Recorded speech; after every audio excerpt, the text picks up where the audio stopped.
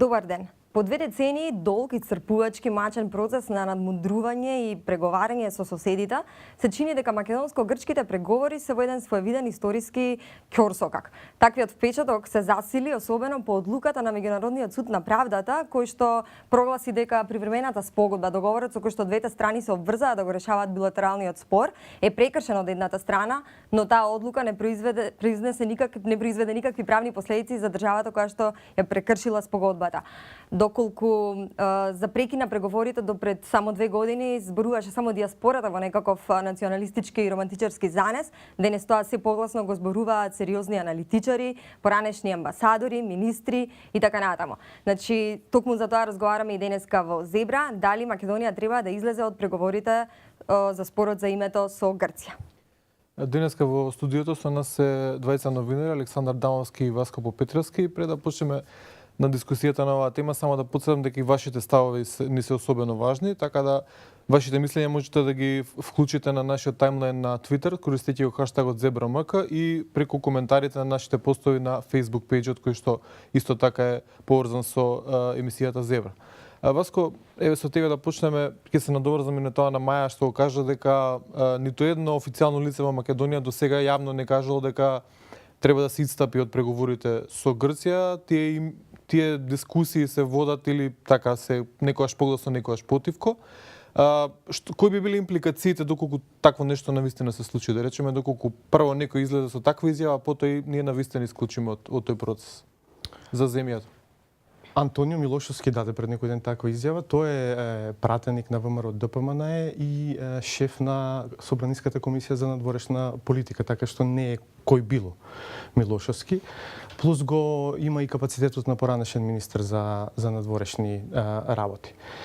Сепак, мојот став во однос на тој искажен став, еве, конкретно за Милошовски, за конкретната ситуација на таа дебата организирана во Скопје, да подсетиме, до него седеше шефот на дипломатијата Никола Поповски, е дека станува збор сепак за уште еден само обид на власта да кокетира со емоциите на македонците во Република Македонија. Мислам дека и за самата влада не е опција прекинувањето на преговорите за името, зашто сметам дека е кокетирање само со емоциите и неискреност од страна на владата, затоа што не е прв пат да го прави тоа. Мислам дека таа има различни приказни во еден исти момент за различни групи. Значи, во еден исти момент на представниците на меѓународната заедница им кажува еден став по прашањето за името, на претпоставам на албанскиот коалиционен партнер во владата друг став, на македонската јавност сосема трет став, и бидејќи во Македонија не постои вистинска јавност, не постои вистинска дебата, новинарството одамна ги загуби некои стандарди кои што ги имавме освоено до пред неколку години. Мислам дека власта успева цело време да не игра во тој некаков триаголник, четириаголник на различни ставови и успева пред 2 дена да каже еден став, следниот ден друг, а денеска сосема трет став, и никој да не ја подсетува дека практично игра една таква игра. Дамовски, мислите дека е игра во прашање или? Оно што е битно е дека на едно вакво прашање, како што е спорот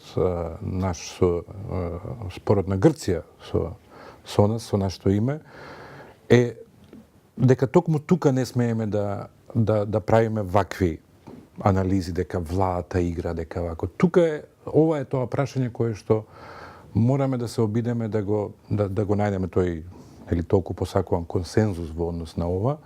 И сето ова дека владата еднаш игра за една група, за трета група, мислам дека е навистина нема едноставно смисла во однос на значењето и тежината на овој спор.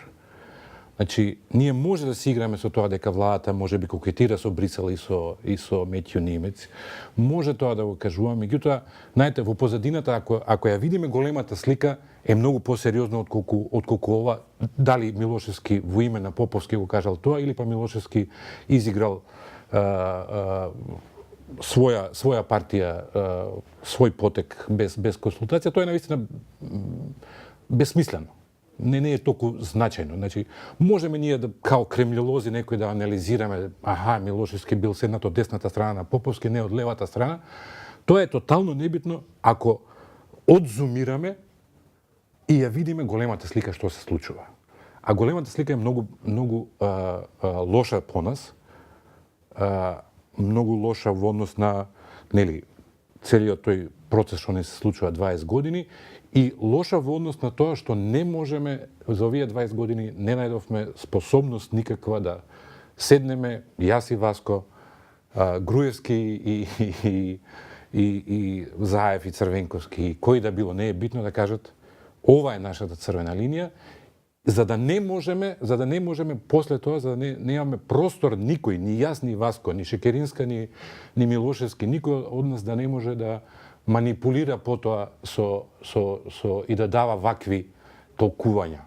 Разбирате? Мислите ли дека владата е спремна за еден таков радикален чекор да ги прекине преговорите и дали овие изјави на Милошевски, на поранешни министри на Боцевски и така натаму се всушност пробни балони дека таа се подготвува за таква нешто? Ја би сакал искрено, ако ме прашате мене, ја би сакал да видам дека власта има таква храброст и такво достоинство да го направи конечно тој потек. Тоа не е ништо ново, тоа не е од Милошевски почнато. Јас сум заговорник на тоа напуштање на овие навистина без корисни и безизлезни преговори во посредство со Метјо Нимица, затоа што уште пред 3-4 години, така да навистина би сакал да видам некој премиер наш, некој наш министер, шеф на дипломатија, кој што ќе го каже ова. Се согласувате со оние аналитичари кои последната изјава на Нимица толкуваат како обзнанување дека спорот нема решение, дека сме во ќорсока? Па да, тоа он некако и го рече, си го призна тоа, конечно, после толку години он си кажа дека сега што се разбира, според правилата на дипломатијата, он мора да каже дека ние продолжуваме, ние мора да кажеме на некој начин и во Њујорк, нели тоа го кажавме и така натаму на Генералното собрание дека мора да се продолжи и така натаму, меѓутоа тоа е све белите ракавици, нели? Васка, што може да очекува Македонија од продолжување на преговори кои што во изминатите 20 години не донесоа никаков позитивен исход, дури донесоа некои резултати кои што беа на штета на Македонија, како што беше промената на уставот, промената на знамето и на крај потврдија една ситуација дека меѓународното право може да биде и мртво слово на хартија, како што е случајот со одлуката на меѓународниот суд на правдата. Значи, што би можела да очекува Македонија од продолжување на овие преговори?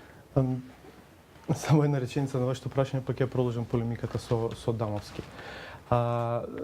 Велите меѓународното право мртво слово на хартија, тоа е прва лекција на факултет за секој што слушал предмет меѓународно право, дека меѓународното право практично не е право.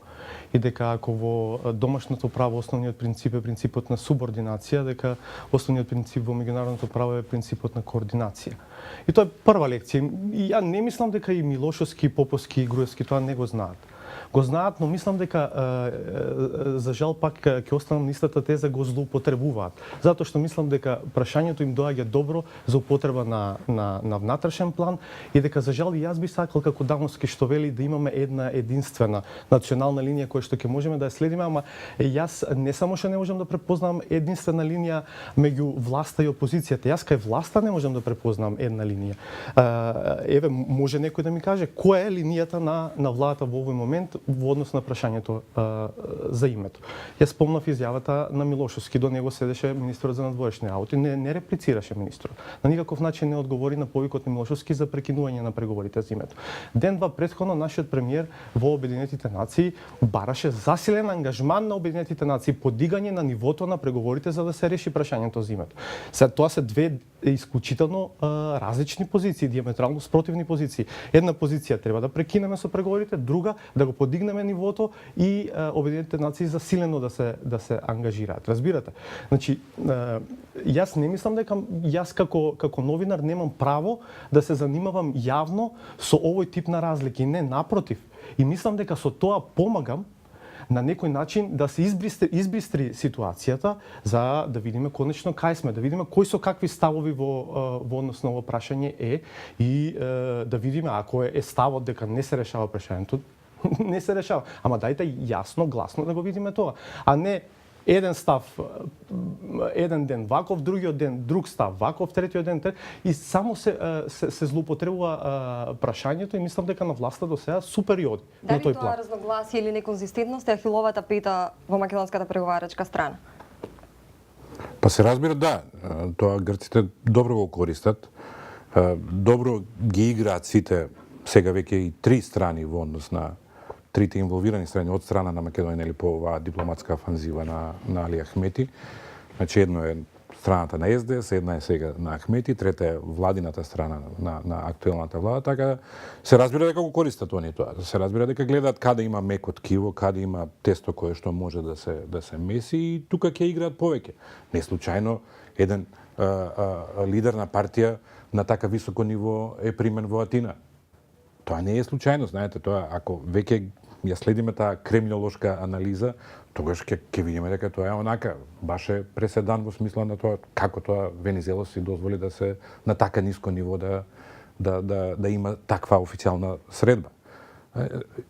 Тоа е тоа што Грција го користи, тоа е тоа што Грција го користи, тоа е едниот сегмент, другиот сегмент што го користи Грција е нивната унисоност во смисла на ова прашање.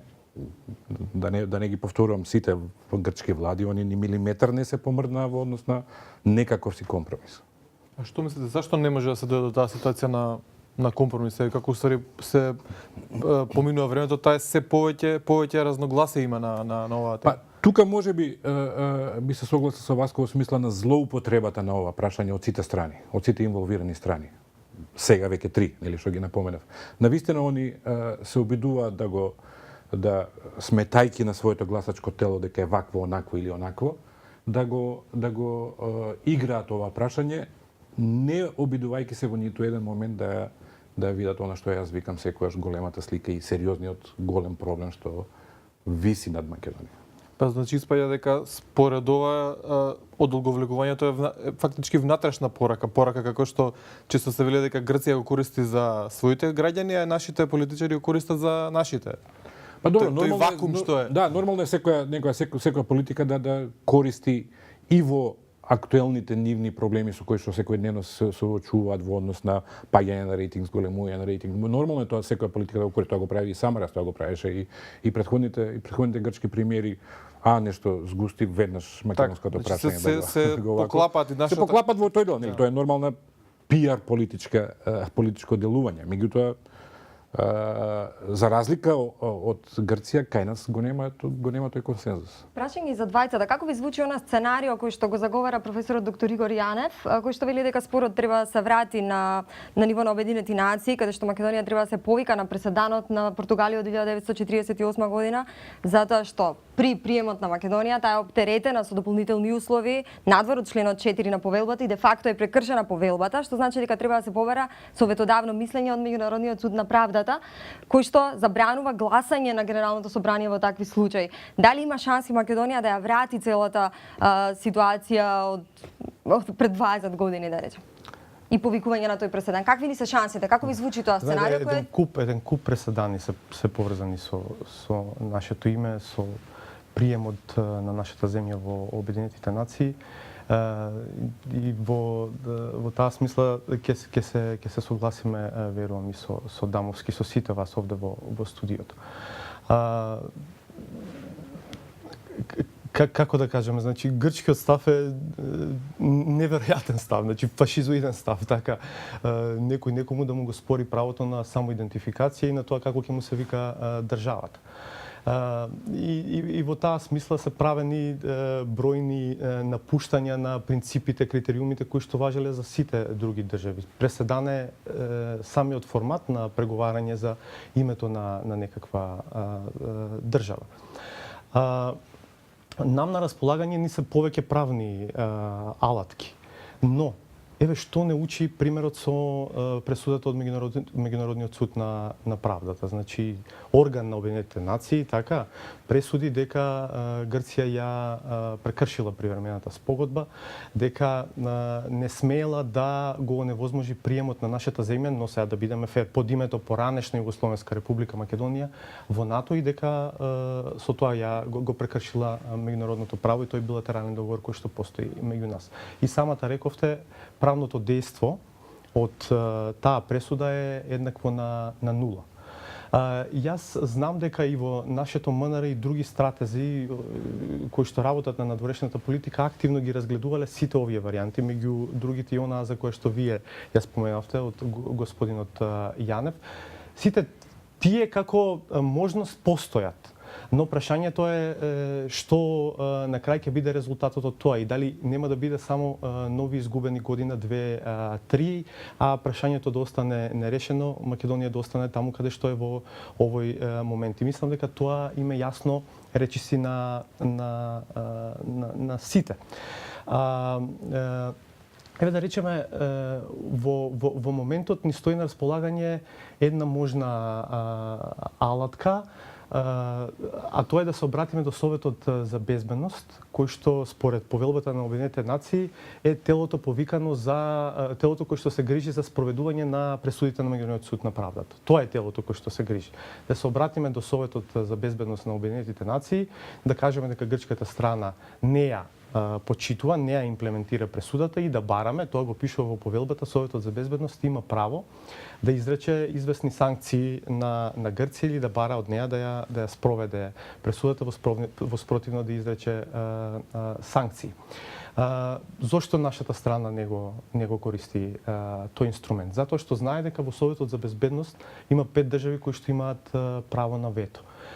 Се што како правна алатка можеме да го употребиме, на крај мора да помени да заврши ни Советот за безбедност, а таму нужно ни требаат 5 гласа на постојаните земји членки. А ние не сме сигурни дека ги имаме 5 гласа. Дури од оние земји кои што немаат признаено под уставното име, прашање е дали во овој момент би поддржале некаква таква правна процедура. Но што може да изгубиме од една таква Според иницијатива? мене, знаете, не можеме ништо да изгубиме, но што ќе добиеме?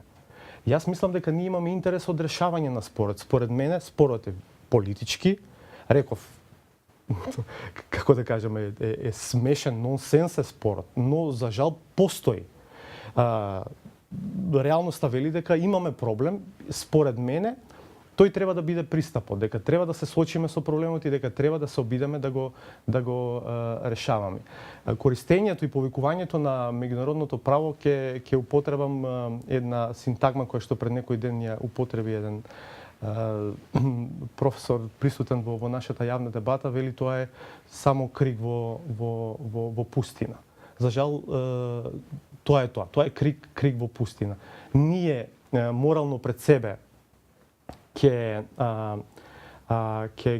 си докажеме дека сме во право, но треба ли тоа да го докажуваме е моето прашање. Тоа веќе го знаеме. Ја мислам дека тоа го знаеме. Дамовски? Која би била алтернативна политика за името ако ги прекинеме проговорите? Значи мора да се проба. Мора да се пробат сите алатки што ни стојат на располагање. Преку писмо до Советот на безбедност, преку поставување точка за барање на нова декларација на Генералното собрание со гласање мнозинско за приемот. Така да, значи, постојат тие правни инструменти, нас не ни останува ништо друго освен судот на судот на Обединетите нации, нели? Не ни останува ништо освен нов пат за влез во Обединетите нации по повикување на Португалија случаи на разни други преседања, затоа што видовме дека ова не води никаде. Ова што сега се случува 20 години е навистина онака без корисно тотално, губење време, губење пари на крајот на краиштата, чии да се не е битно. Не води кон никаде и мораме да пробаме друг пат. Како и да го наречеме. Крик во пустина, не е крик во пустина. Знаеме што значи меѓународна политика, дека не секогаш правото е не секогаш принципите и правдата, важат принципите на правдата, туку важат и некои други принципи за жал. Меѓутоа мора тоа да го докажуваме постојано, се разбира паралелно водејќи си нашата борба во смисла на организирање на нашето општество како една модерна демократска држава. Мислам дека тоа е клучната поента. Се согласувам со Дамовски. Примарниот интерес е да градиме демократски систем и пазарна економија, но прашањето е дали можеме без таа политика на условеност при процесот на пристапување кон Европската унија да го правиме тоа. Тоа е моето големо прашање. И тоа е практично уствари позадината на интересот да се затвори прашањето за името. Искуството на земјите од источна и од централна Европа, бившите комунистички земји, покажа дека единствениот начин да се трансформираат од да кажеме диктатури или меки диктатури, бивши комунистички системи во демократски земји беше процесот на пристапување кон Европската унија. Таа политика на условеност на Брисел која што придонесе нивните држави од внатре да се унапредат во функционални демократии во пазарни економии. Јас мислам дека еве овие неколку години во кои што Република Македонија е практично во еден ќорсокак во однос на евроинтеграциите и години во кои што не може да функционира политиката на условеност на Европската унија, затоа што едноставно што после препорака треба да почнеме преговори. Тие не може да обезбедат консензус ради тоа што Грција не се согласува да ги почнеме преговорите, ние стоиме цело време во место. И нивната политика на условеност не може да функционира. А резултатот според мене е не само стагнација, мислам дека и регрес на планот на демократијата, што пак сега обратно погледнато, според мене ја покажува потребата од решавање на прашањето за името. Мислам дека нужно Зошто треба не го решат? Ако го разбираат ова Брисел, не верувам дека не го разбираат, нема тука што да се разбере, што значи ова за регионот, што значи ова за Европа конечно, зошто тоа не го решат конечно? Зошто го условуваат и натаму? Зошто тој глупав фашистички услов го ставаат на маса, на дневен ред за преговарање воопшто? Знаете, и Европска унија и НАТО досега 100 пати си ги прекршиле своите правила. Нема да биде ова прв пат за нив. Они се научени тоа да го прават. Своите закони, своите принципи, своите повелби, своите статути. Гледате што се случува меѓу Британија и Шпанија за Гибралтар. Тоа е билатерално прашање, нека си го решава тоа, НАТО си функционира, ЕУ си функционира. Зошто тоа не го направат и овде? Дајте го на билатерално да го ставиме, на билатерално ниво да го ставиме проблемот Македонија Грција, а ние да одиме понатаму. Дамовски, ќе се согласите дека привремената спогодба функционираше до одреден момент и дека таа ги даваше своите резултати, и дека земјата успеваше да се интегрира во сите меѓународни организации и да го продолжи патот кон полноправно членство во НАТО и во Европската унија под привременото им и условите предвидени во... Мислите без привремената спогодба тоа нема да функционира и понатаму? Тој си функционира. И денеска да го прекинеме ние тој процес со Метју Нимец, ние ќе функционираме исто, нема да настане војна као што се обидуваат постојано да таа фама да ја кренат дека леле војна ќе има во Македонија утре ако не се интегрираме, ако не влеземе во ЕУ, ако не 20 години не сме во ЕУ, па што? Живееме нормално. Дали можеме воопшто да прогнозираме реално што го конечно ги, да речеме, како што спомна Васка, условеноста, значи прво ги прекинеме преговорите, тоа веројатно ќе значи откажување од ЕУ, што ќе значи Зашто да значи откажување од ЕУ? Ако условеноста поврзана со спорот, ако ние не сакаме да го решиме, да ЕУ да го свати тоа како демонстрација дека ние немаме намера да одиме напред кон таа заедница. Нека го свати конечно. Нека го свати. Како тоа ќе кај нас ќе се рефлектира внатре? Сепак имаме огромно албанско малцинство кое што по сите анкети, по сите истражувања 95% не сака да се откаже од тоа Македонија да влезе во НАТО и во ЕУ. Не можеме едно такво прашање, како што е името на Македонија, името на македонскиот народ, името на македонскиот јазик, да го што ако власите нешто тука направат, што ако албанците нешто направат. Значи, ќе мора, како да ви кажам, ќе мора да го сватат значењето на тоа прашање за еден дел од населението во оваа држава и да го разберат тоа. И да живеат со тоа заедно со нас. Да го делат тој проблем заедно со нас, нели? Нели рековме заедно ќе ја правиме оваа држава. Меѓутоа заедно и ќе си помагаме во проблемите. Зашто да биде тоа ексклузивно некакво право само на албанците, а не на турците, а не на властите, а не на ромите? Знаете, зашто не го поставувате што со ромите? Тоа мислите дека може да го издржи Македонија, го има капацитет како држава да го издржи тоа, да речеме тие турбуленции кои што неминовно ќе дојдат? Па мислам дека поминаа доста време во однос на тие постојани потенцијални закани во однос на Македонија, во однос на едината на Македонија, во однос на опстанокот на Македонија, така да мислам дека тоа веќе надвор од секое прашање. Тоа е онака, баш е прашање кое што се од време на време некој го употребува и злоупотребува. Дамовски Попетровски, ви благодариме што бевте дел од Зебра. Ние уживавме во оваа дебата. Продолжуваме во петок со нови гости на истата тема. Пријатно.